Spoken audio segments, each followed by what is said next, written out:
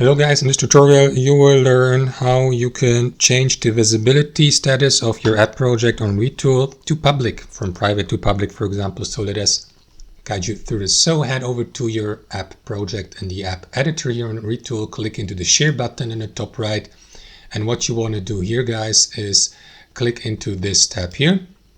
And after that, click into this drop-down menu and switch to public.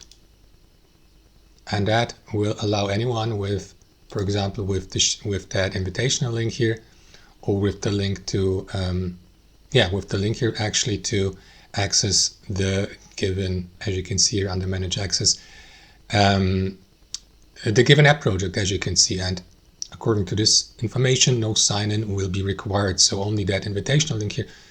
So if you'd like to switch back to private, click into that status and switch to the other version here.